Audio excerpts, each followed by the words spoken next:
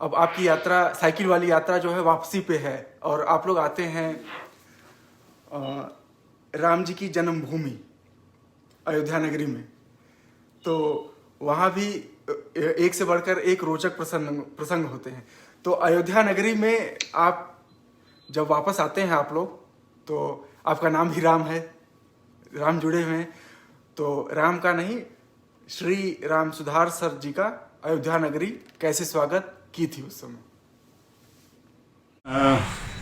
अयोध्या में जो बाबरी मस्जिद का विध्वंस शब्द नहीं कहना चाहता हूं, हटाई गई थी, उसके पहले की हम लोगों की यात्रा थी। तब बाबरी मस्जिद थी उसी रूप में, और हम लोग शाम को पहुंचे, अंधेरा होने को था, और ये विचार कर रहे थे कि हम कहाँ रुकेंगे, कैसे रुकेंगे। रात में रुकना चाहते थे, थोड़ा हम रामलला का दर्शन भी करना चाहते थे और बाबरी मस्जिद का वो स्वरूप भी देखना चाहते थे, लेकिन समय नहीं था क्योंकि सुबह हमें निकलना था।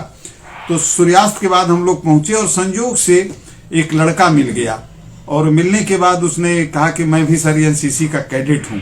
तो हम लोगों के लिए तो बहुत सुविधाजनक हो गया। उसने रुकने आदि की व्यवस्था की और मैंने उससे कहा कि मैं ये दोनों जगहें देखना चाहता हूं। वो मुझे ले गया और बाबरी मस्जिद के चारों तरफ हुआ संकट, करीब करीब वह वातावरण तैयार हुआ था 89-90 में। मस्जिद तो गिराई गई 92 में, लेकिन एक वातावरण तैयार था, बड़ी बड़ी फ्लड लाइट्स लगी चली हुई थी।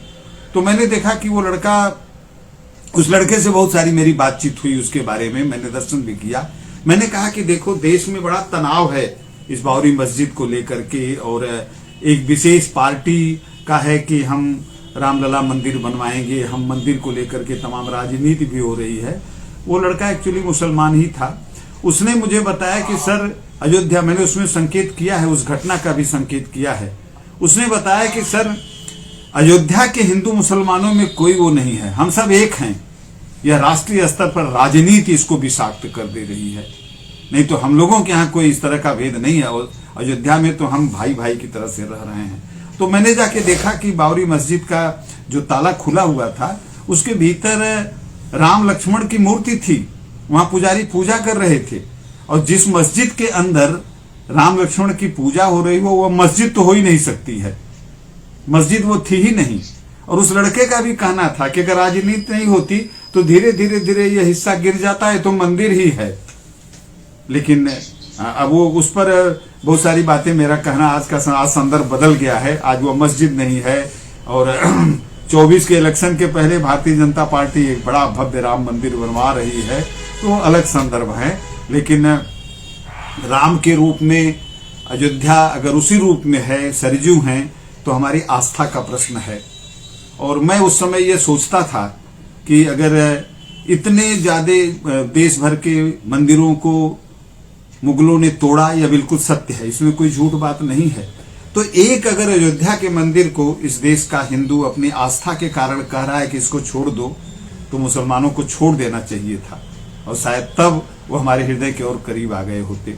लेकिन परिस्थितियां हैं, सबके अपने अपने मानदंड हैं, अपने अपने तर्क हैं, उस रूप में कोई टिप्पणी नहीं की जा सकती है।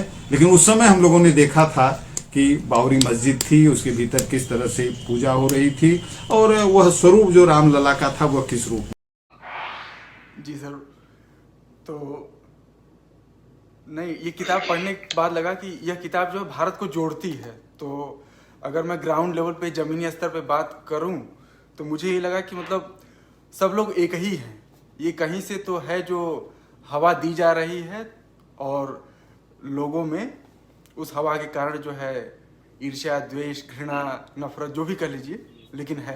लेकिन और मुझे विश्वास भी है इस बात का कि जब लोग उबेंगे और ऐसी किताबें और आएंगी जो जमीन से रूबरू कराएंगी, तो नफरत बुझेगी और प्रेम ही सर्वोपरि रहेगा, वही बचेगा।